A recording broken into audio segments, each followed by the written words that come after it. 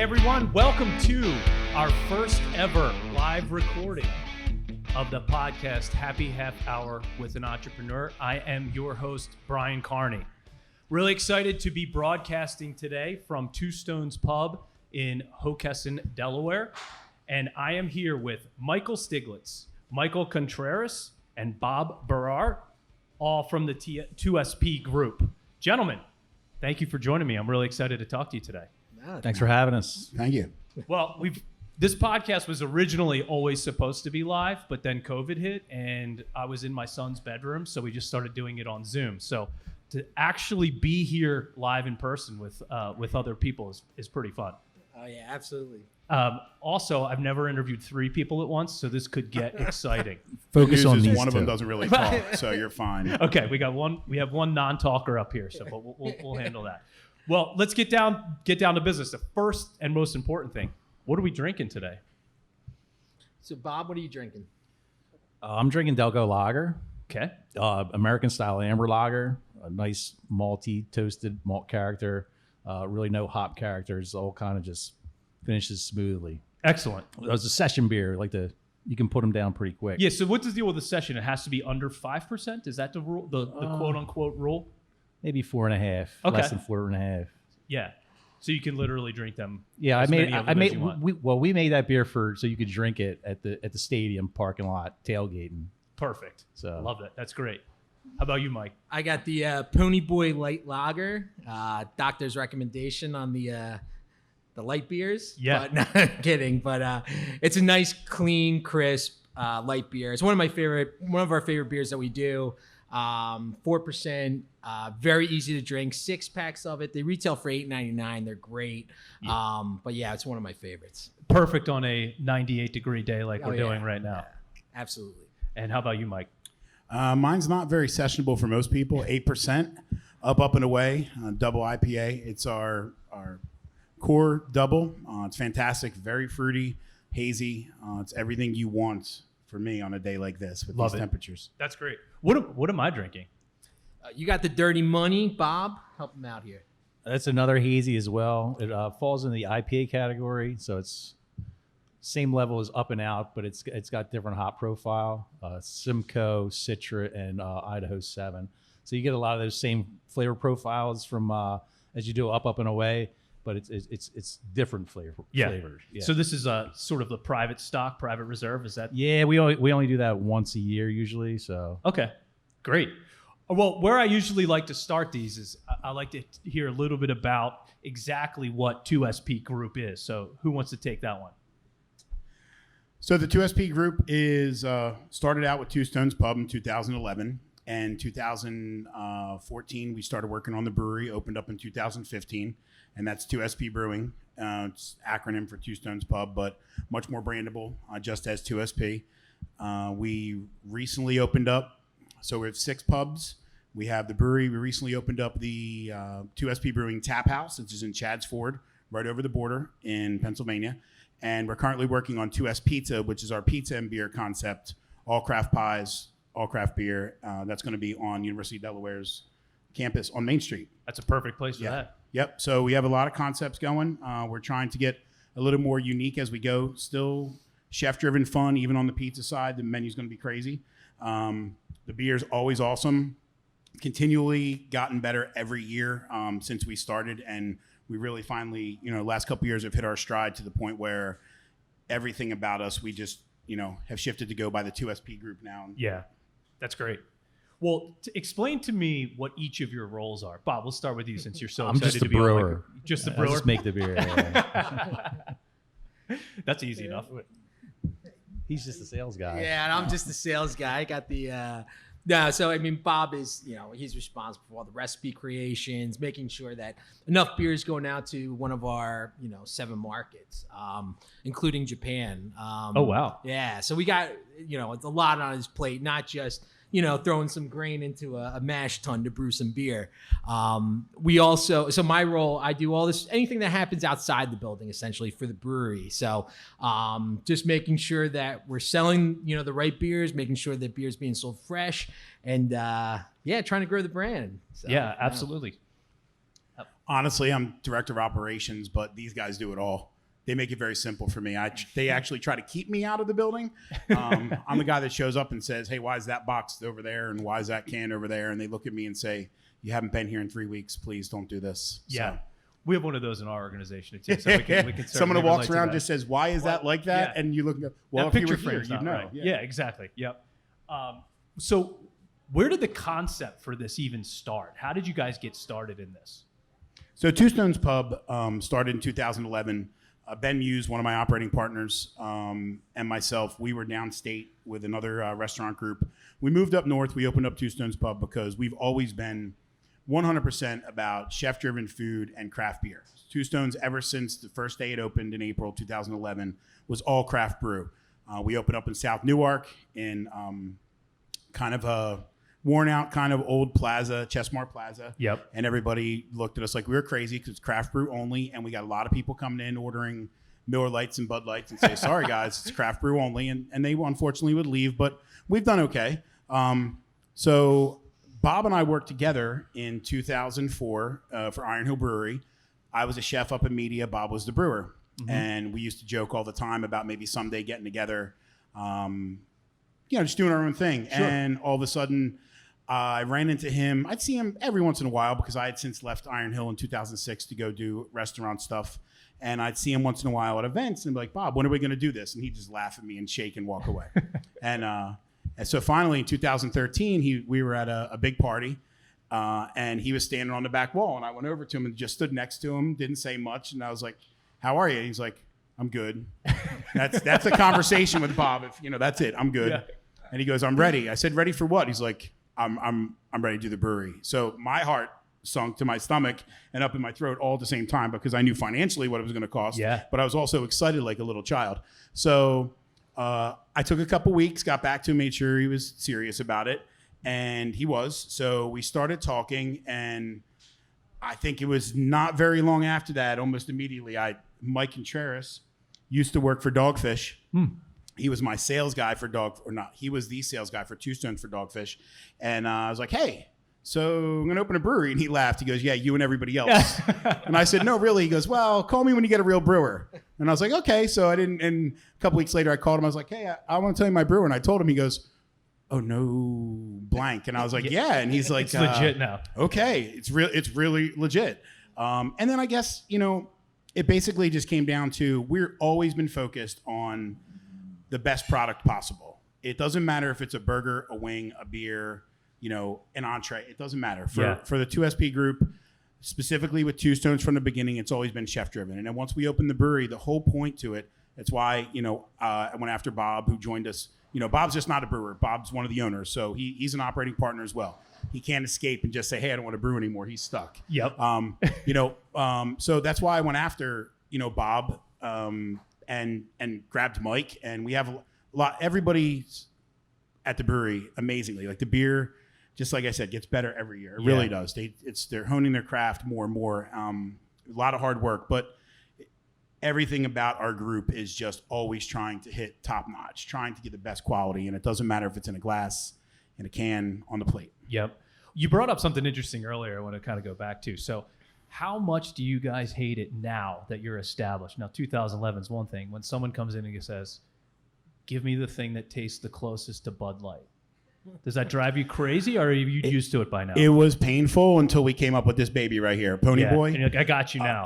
It's now when people come in, we don't say, oh, we don't have that. We just put that down in front of them and let them figure out that it's better. Right. It's craft, and it's an easy way to bridge the gap. Yeah. The beer's super drinkable, very low calorie, and ultimately, it's just crystal clear, but with more flavor, to be honest. Yeah, for sure.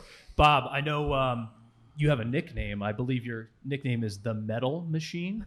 That was in my previous work. But you have won 30 beer brewing medals in your career? Something like that, yeah. Yeah. Talk a little bit about that. Like how cool is that, or do you not really, does that not really your thing? It's pretty cool, but I mean, after you win something, you got to go on, you got to move on, and you got to keep trying to win. It's super competitive now. There's so many other breweries out there. Yeah. Back when won probably most of those awards, the competition was a lot smaller. So the window to win something was a little bit I'm A little bit I'm gonna say easier? easier, but You're yeah. still winning. I mean, we've gotten a couple here at 2SP, so Yeah. I mean, Yeah, the first year we entered GABF, he We've got a been- gold for his Russian. So we've been dry for like Of 2 course. years though, so Yeah. we got to get back on the schneid there. I like it. Yeah. The cool thing about like beer competitions, it's like you go out there and everybody has their own favorite beer and they'll tell you why it's the best beer. And often you're kind of like, all right, and everybody has their own opinion. These beer competitions, though, are other industry professionals. So other, brewers, guys who are classically trained beer judges, and they're going out there and saying, no, this is the best of, what was entered, and it's the Right. true to style. So these competitions, they mean a lot to guys like us. When you do win one, it's like it's a nice validation that you don't often get. Yeah, So- I mean, when your peers are giving you the awards, it's a little different than just random people drinking Exactly. and giving you the stamp of approval. Exactly. Yeah. So I think Delaware's an interesting place for the craft beer sort of boom, obviously with Dogfish Head being here. Do you feel like you were able to use that to help launch the business? Do you think that helped you in any way? I think it was clearly a good jump start. I mean, definitely the one thing I learned about Delaware, I grew up in South Jersey, and when I moved to Delaware, thank you. One Jersey person over there loves the visor. Loves the visor. That's my wife. Oh, okay. Yeah. So I think the one thing I learned most when I moved to Delaware was the only thing that matters to people in Delaware are things in Delaware. Very true. So Dogfish Head obviously has a huge following, and there are some other great breweries, in Delaware just as long, Iron Hill, Stewart's, breweries like that have been around forever. But when we opened up Two Stones Pub, and we honestly, we had Delaware Beer Week every year. We would only put Delaware beers on tap. And if you are very supportive of your local community in this state, there is no one will love you more, and no one will support you better than the people in Delaware, hands Very down. true. And it was very evident during COVID as well, to be honest. I mean, we had so many people reach out to us, people that just wanted to, like, hey, can we send your people money? Can we send tips? Can we do this? Amazing. And it was people driving from here up to the brewery just to go buy the beer to support our brand. It's fantastic. This state is amazing with love. Yeah, so that's great. I mean, Delaware's a weird place, and if you don't experience it and you're not from here, people don't like, oh yeah, well the town I grew up is close knit. No, that's not the case. Like, that whole 6 degrees of separation thing, that is real here. Oh yeah. We could sit here in 5 minutes talk. We would know 3 people that we all went to high school with. But that's great for the business end. Well, you bring up COVID. I mean, I'm not sure that there was an industry hit harder than restaurants during COVID. So how did you guys cope with that? Given I have to be honest, I was shell-shocked. Yeah. I can remember, March 19th, I was downstairs in my house. My back slid down the wall. I had just walked through one of the restaurants again, we had just opened up Newark Two Stones, Oh, man. the new one, and it still smelled like fresh paint. It had just opened January 9th, and I'm standing in there, and it's empty. The chairs are up. All the alcohol's off the shelves down behind the bar. And I was shocked. But these guys, I mean, I'll let Mike tell you what they did during COVID, because they nonstop worked. The restaurant industry was shut down. The brewery, they probably saved my life mentally during that time. These guys single-handedly, because I had no idea what I was going to do. Yeah. Just opened a restaurant, 6 places, hundreds of people laid off, have no idea how the bills are going to get paid before the federal government stepped in and really helped out. But the brewery never skipped a beat. So they not only didn't skip a beat, they turned in. I'll let them describe it, because they worked it all the time. Yeah. I rarely visited, as I said earlier. And when I was there, they were like, just leave, just go. Like, they could see the depression on my face. But I'll let Mike tell you about the drive-through we did up there and what they did to turn everything around for us during COVID up there. Yeah, I mean, when the pandemic hit, it was, just, as Stigz says, well, like, what the heck are we going to do? Yeah. And for a brewery like ours, we were kind of unique in the sense, like, how Allagash is also unique in that a lot of our business is done what we call the on-premise. So where you drink the beer on the premise, so Sure. a bar, tavern, whatever. Whereas other breweries have a lot of success in, liquor stores, what we call the off-premise. So 70% of our business, if not more, was done through bars and restaurants. 30% of our business isn't going to sustain us, no matter, even if it grows 20, 30%, because, that other channel shut down. So we're like, what, pardon my French, I'm not going to say the F word, but I'm like, what the fuck are we going to do? So Pennsylvania has this nice little law that allows breweries to do home delivery or mail beer. So, packaging beer in cardboard sounds like a nightmare. Like, I don't know, just Amazon. we're not set up to do that. But, Delaware is a special place, as Stigz and you alluded to. So is Delaware County, Pennsylvania. So Delco, as we, everybody affectionately knows it as. Respect. What's up? We have some Delco representation for sure. So when the shutdowns occurred, a Facebook group started up called the Delco Happy Hour. And it got 20,000 members in, I think, a day and a half. Wow. And people just posting what they're drinking like at 2:00 in the afternoon to deal with this new pandemic, this new reality.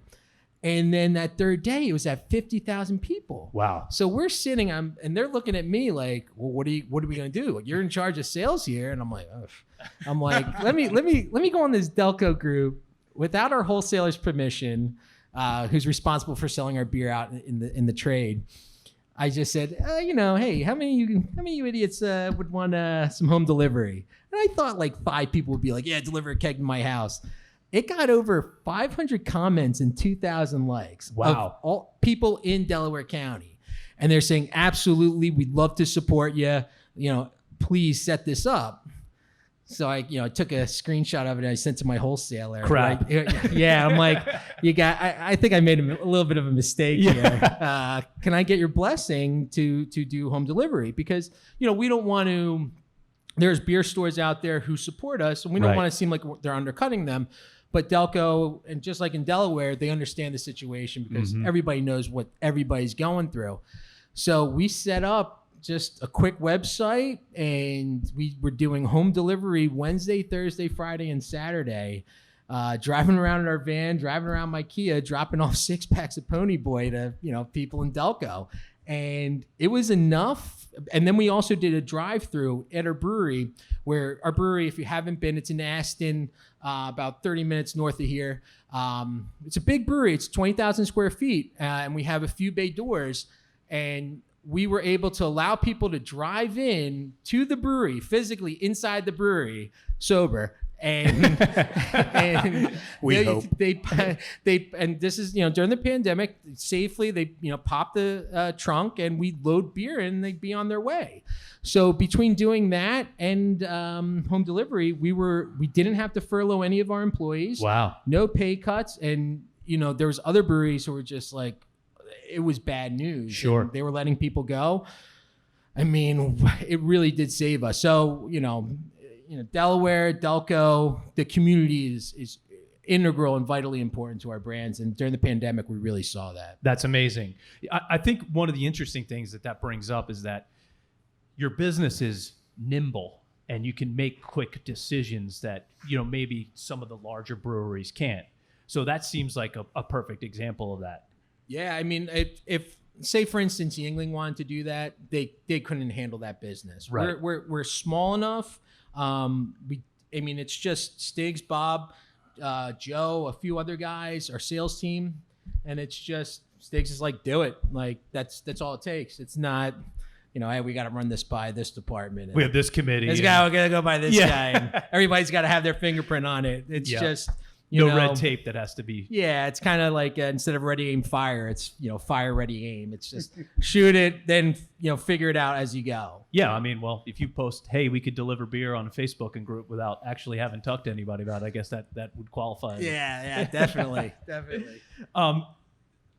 Talk a little bit about the when you decided you have Two Stones Pub and you go, okay, we need to do our beer. Did that all happen at the same time, or did the pub come first and then the beer brewing come second? I mentioned Ben Muse earlier, and he's always been the beer guy for our company. He worked with, we all have ties with Iron Hill. He worked with me years and years ago at Iron Hill, and then he moved downstate to the restaurant group we had down there. When we were working together down there, we were walking around one of the places, and we were talking about, we used to homebrew together, and we were talking about how could we do fermenters, small fermenters in this place? How could we do this? How could we do that? And it never came together. It just was always kind of a dream. And you think, a dream's a great thing to have, to always think about. You have a bad day, you think about, oh, someday I'm going to do this and everything's going to be fantastic and wonderful. So we got together at Two Stones, and it was almost since day one, we talked about we need to, how do we do a brewery? The problem was, like when I mentioned that, I said to Mike, oh, I'm going to open up a brewery. And he said, yeah, you and everybody else. Yeah. The problem was always, we have to have the right brewer, you know, and yeah, there's a million brewers out there. There's 1,000 amazing ones. There's maybe 100 world-class that you can get your arms around. And we just had this connection with Bob that made it all come together. But it's always been a dream just from home. I still have bottles of my home brew from years and years ago that probably isn't very good, and I'll never open because it looks better closed. But, you know, it was always a dream. Yeah. And Ben was always the guy driving the craft beer side. And you know, I was just happy that at a certain point, with Ben's hard work, my hard work, Chris Myers, another one of our operating partners, we worked so hard we were able to financially say, yes, we can go in the brewery direction. We can do this. Because it was just basically, I always said to myself too, the one thing that was great about Iron Hill was the people had the culture of the beer that they could surround themselves with. The food was amazing, but there's a lot of places that have amazing food, right? Sure. But they had this beer that they could, their whole team could have parties about and focus on and be connected on. And I wanted something to put between all of us that could bring us together. And the brewery is what did it. You know, I really believe that, because we have a great beer culture already as Two Stones Pub. Sure. What we needed to do was get everybody on the team on the same page and cultivate that culture, and not just be another neighborhood restaurant. Right. There's so many neighborhood restaurants that everybody loves this one or that one, but we had to have another great reason for you to choose us. The food's great. But the food's great, and they have this amazing beer, and it really was important to us to make sure that it was from our team, that it wasn't just anybody can buy kegs. Yep. You can buy kegs anywhere, tap them, mark them up, make money off them, serve great beer. There's world-class beer available. But we wanted to own that as well, and you know, as part of our team. Yeah, good beer and good food is sort of the perfect marriage, if you will.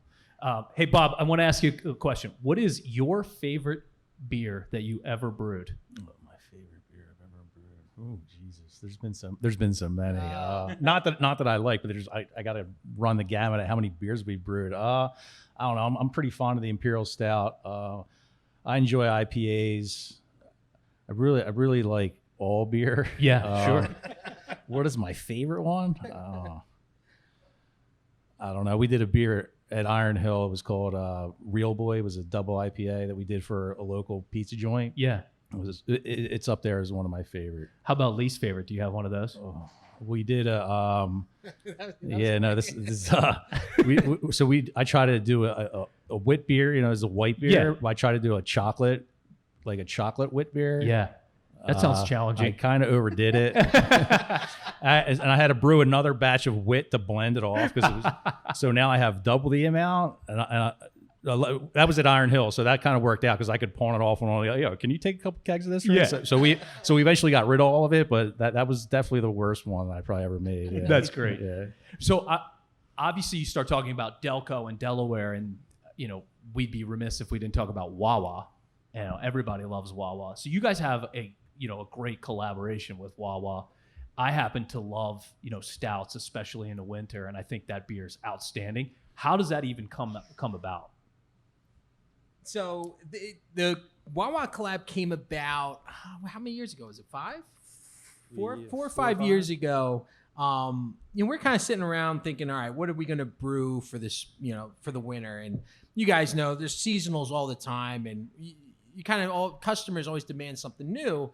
And we were looking at doing a coffee stout. Sorry, the New York's coming out. A coffee stout. And they're in Delco, so they're 10, 15 minutes from the brewery. So I was like, all right, let's just take a shot in the dark here. I wrote an email, not eloquent, just said, hey guys, listen, we're sitting here arguing about what the heck we're going to brew this winter. And I thought, why the hell not? Let's get together. And to my surprise, like an hour later, I got a response. Wow. Like, oh shit, I didn't expect that to happen. So they're like, what do you want to come in? You guys can come in sometime. Yeah, let's come in. We'll come in on Friday. And I'm like, crap, it's Tuesday. I got to think of something.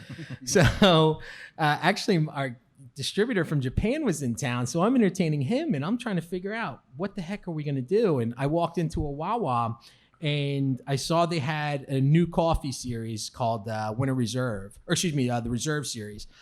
So they came in. I didn't have a PowerPoint or nothing. I just kind of worked old school charm and just showed them around the brewery and, brought Bob around, talked about the Delco connection.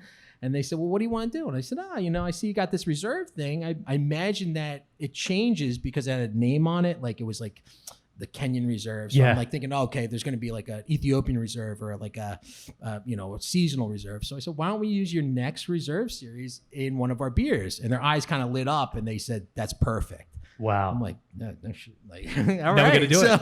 So it all came together very quickly. This meeting was in September, and we were looking to release it in November. And it takes 30 days, 20 days to brew that beer, package it, get it out to the wholesale. So we didn't have a label design or nothing. So we worked very fast. They were great on giving us the approval on the labels. We have great designers, and we brought it to market. And if you remember the first year, it was wild. Their eyes were kind of like, they didn't expect this at all. There was helicopters at the release from CBS and KYW or NBC, just flying around the Chad's Ford Wawa because there was a line going around. Yeah, it was wild. We kind of expected it because that was the trend in beer, and we thought that. But they were like, "What the heck did we get ourselves into?" They're great people. It's been a fun partnership. Yeah, that's an excellent beer. Yeah. I love that beer. Yeah. I think one of the interesting things about, we talked about being nimble a little bit. There's so much consolidation in the beer space where, you have Dogfish Head getting purchased by Boston Beer Company, and you have, there's like 4 companies now that basically own everything, right? Yeah, no, I think it's I want to say over 70%, 80% of the beer is made by, bought in this country is by, I want to say 3 or 4 major conglomerates outside of Miller Coors, Budweiser. There's Sapporo and Lion. InBev? Is that AB? That's Anheuser-Busch guys. So it's, you talk about, when people come in here and want a light beer, like this is made by us in Delco. AB and InBev, it's Brazilians who right. Yeah. So it's but you're right. There's a lot of consolidation occurring. How important is it to you guys to stay independent? If somebody throws you, the numbers that they got for Dogfish Head, that's probably a different story. But $300 million or whatever it was. I got in the industry in 2005 with a brand called Rogue.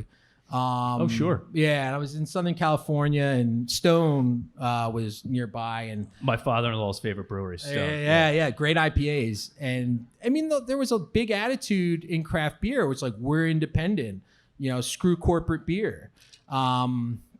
It's kind of like a punk rock attitude. Yeah, and it's dissolved. I'll say that much. And you don't hear it as much in the younger generation of people selling out. You know what I mean? It's not in music, especially once you're on MTV, you sold out. Right. In beer, it's becoming, Bell's was just bought, which was a big independent brewery from Michigan. Stone was just bought, and you just don't hear it as much. So I know for me being independent, I love it just because of all the stories we're telling you is because we're independent and we get to do what we want. And there's a lot of companies that are owned by, some private equity firms that really don't care about, and, we hear this stuff secondhand, but it's just, they'll cut costs on the product in order to make better margin. So being independent, we'll do some dumb things that might not look good on the balance sheet, but it looks good on the shelf and it tastes good in the belly, or it feels good in the belly. Yeah, no doubt. Well, Stigz, I want to ask you, you said before, believe nothing, try everything. How does that apply to what you guys are doing? So that kind of goes back to when Two Stones Pub started. We had an original T-shirt, and it was a quote from, it was a Buddha quote actually that was put out there that we put on our first T-shirt, and it essentially said, believe nothing that I say, believe nothing that you see, don't believe in anything unless you've experienced it, and you've tried it. So we just shortened it up immensely to believe nothing, try everything, and it basically comes down to, as you asked earlier, when someone comes in and says, "Hey, how about a Bud Light?" And it's like, no, I don't like craft beer. I mean, we got this so many times in Newark. I don't Sure. like craft beer. Yeah. No, you probably will like craft beer.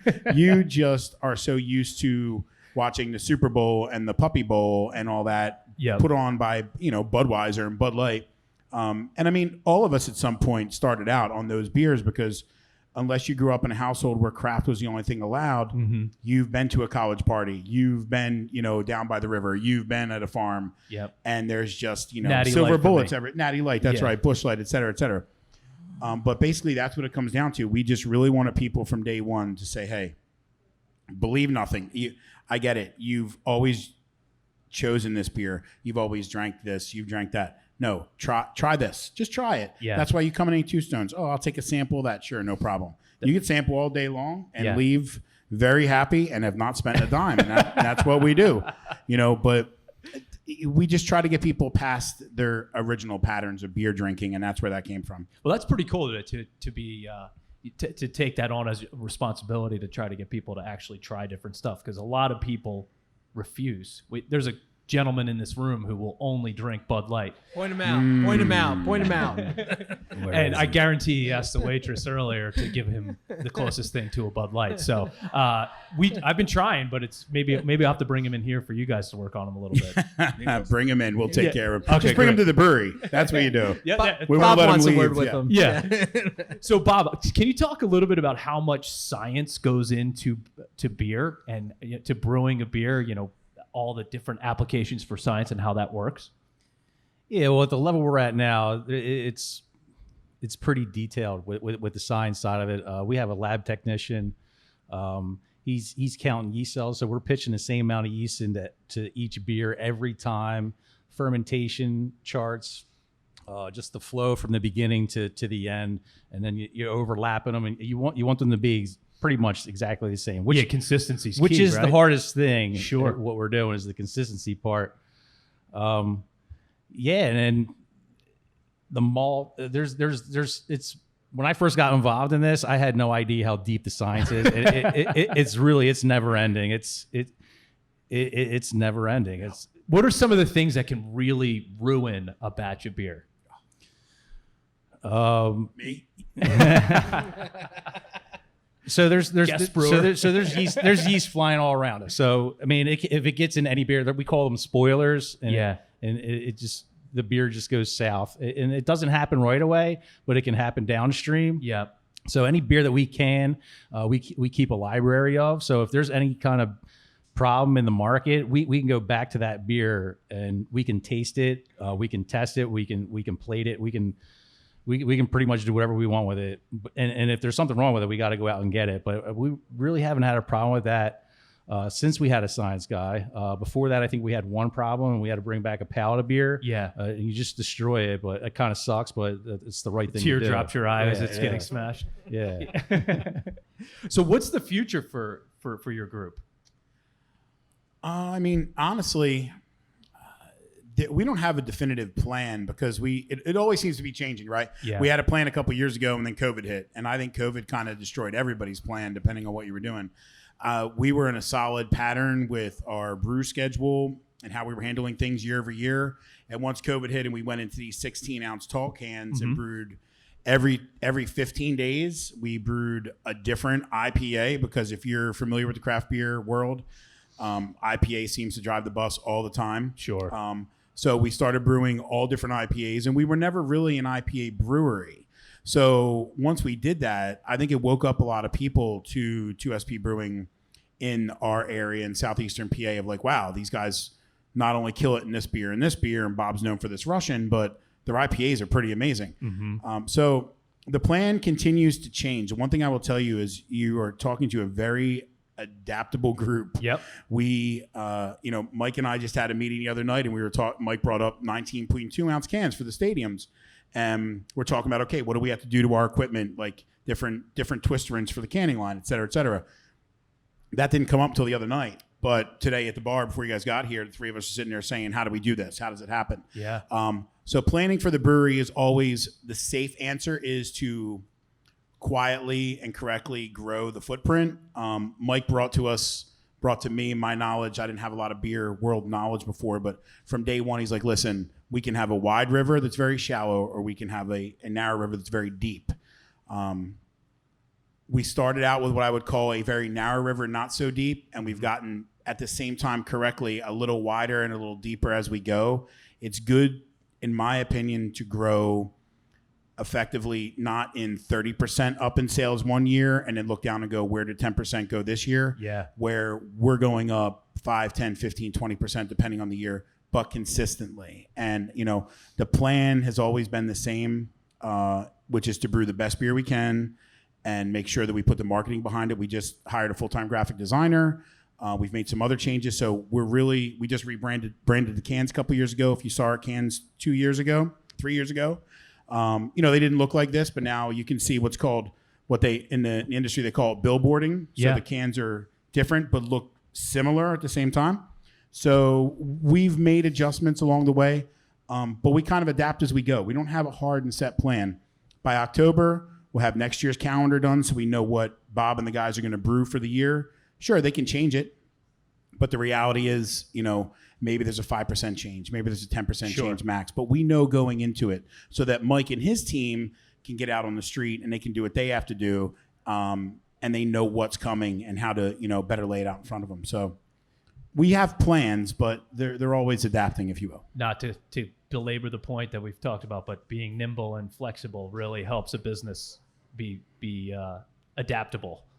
For sure. Now, I have to ask, I have a business partner. It's not all sunshines and rainbows all the time.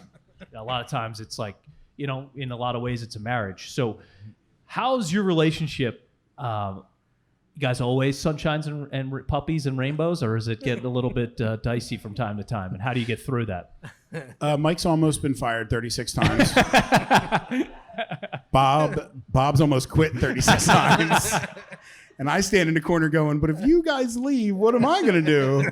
I'll be honest with you.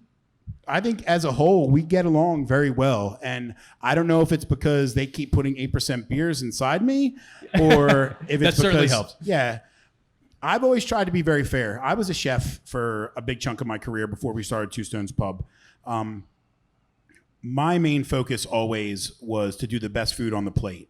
When I had business partners who would tell me what to put on the plate, I immediately would, my skin would crawl. Yep. I learned a lot about being told I was wrong from people who didn't know what I knew about what I was doing because it was their opinion. So one of the big things I've tried to do since day one with these guys especially is let them do what they do. Mm-hmm. Stay in your own lane. I know it's cliche and people say it, but that's true. I have a job. Mike has a job, Bob has a job. If I get out of my lane and try and tell Bob how to brew beer, I'm telling you, we won't be here in a year. Yeah. Hands down. I don't tell Mike. Yes, Mike and I have conversations. Mike will say, hey, you're a retailer, obviously. You have all these pubs. Tell me what you're thinking about when you're buying beer. What are the guests telling you guys?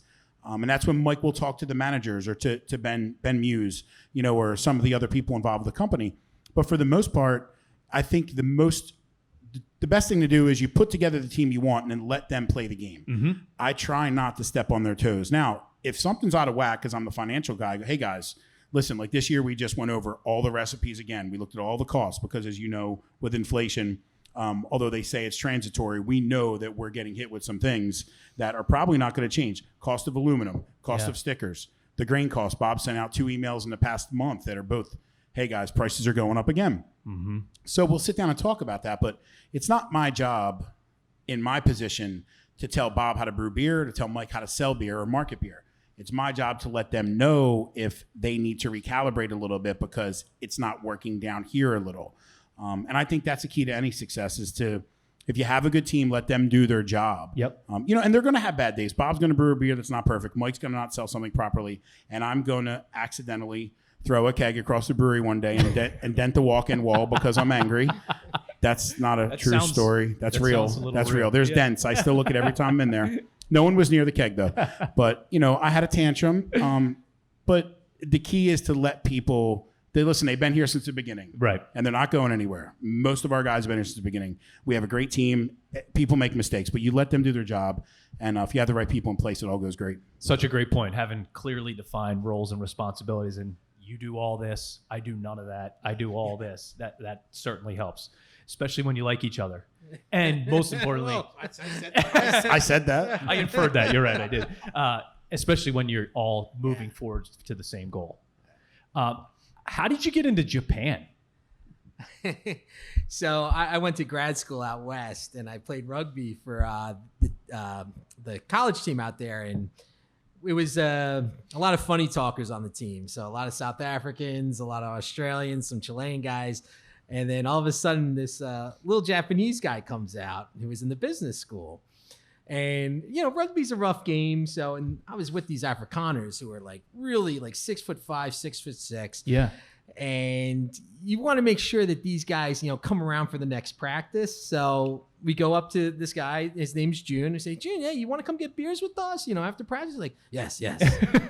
So I guess it's part of their culture where they go out drinking and they don't leave until the senior members leave. So Oh, wow. June, who's like 5'6", was just pounding beers. I'm like, I got to hang out with this guy. That guy's awesome. Speaks like 10 words of English. His English hasn't gotten any better, by the way. And we became really good friends because what better drinking buddy is there than somebody who doesn't speak English? So we would go to the pub and drink beers. And he said, if you ever open brewery, I import beer. I said, all right, whatever. We're just drinking. And sure enough, we open up 2SP Brewing. And he was a very successful consultant out in Japan. He was working for Ernst & Young. And he says, Mike, I'm going to quit my job. Import your beer. I'm like, whoa. June. I'm like, June, you have a family, man. That seems like a lot of pressure. Yeah, he's like, no, I do it. I'm like, let's talk about it. Let's put a business plan together because, each country has its own laws with regards to beer. And I don't know what Japan's are and what that beer market's like. So anyway, he calls me 2 weeks later and he says, Mike, quit my job. I'm like, what? And he's like, I'm coming out. I'm like, when? And he says, next week. I'm like, where are you staying? He's like, with you. I'm like, Now you have a roommate too. Yes. So, I had been in the industry for quite a while, with Dogfish and with Rogue. So I had some connections. So sure enough, I hook him up with a bunch of breweries and he's been importing our beer for 4 years, I would say 4 or 5 years. Yeah. And it's crazy. So I go out there, I'm going out there in September again. And breweries that we all know and love, in Japan they have no idea who they are. Sure. And I hand them a 2SP sticker and they're like, 2SP, Doko. And I'm like, this is great. So yeah, it's been wonderful. June's English is still the same, terrible, and but no, our beer does quite well, and we've hooked them up with some other breweries, and it's pretty cool. Japan beer market's a lot different than the United States. Here, it's about 20% of the beer market, craft beer. Craft beer in Japan is around 1, I would say, less than that. So it's a huge opportunity, and it's cool. A trip from Delco to Japan doesn't seem, for your beer to go is a little, it's unlikely. I went to, the first pint I had was in Hiroshima. I had Up and Out. And it tasted fresher than it did than the pub that down the street. Yeah, they the culinary culture out there is insane, and they take that same approach with beer, with cleaning the lines, making sure the lines are right, and so we send it over in a refrigerated container on a vessel, and the beer tastes great. Amazing, Yeah.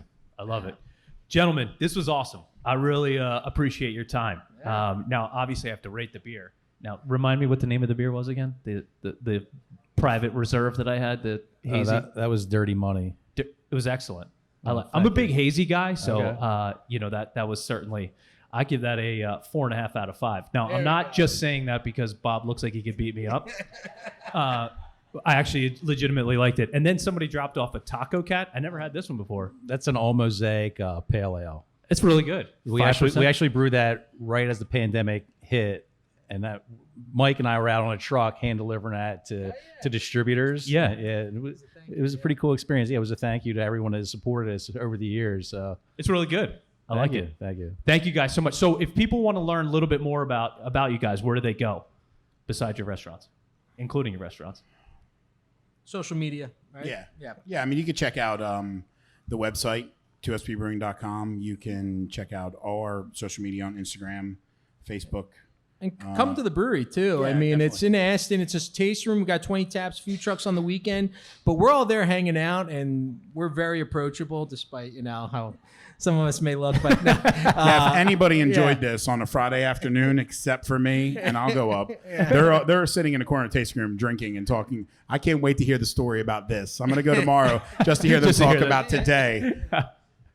Well, I love it. Thank you guys so much for your time. If you guys want to connect with me on the Untapped app, where you can see me rate beers, my username is brcarney7. To learn more about how our firm helps business owners with their financial planning, visit riversedgeadvisors.com. To hear past episodes of the podcast, go to happy-half-hour.com. I would be remiss if I didn't thank Brooke Coleman, who set this whole thing up. Brooke, thank you so much. Wonderful job. And thank you all to everyone that came out to watch this. And now we drink. Cheers. Thank you. Cheers. Thank you. Cheers, guys.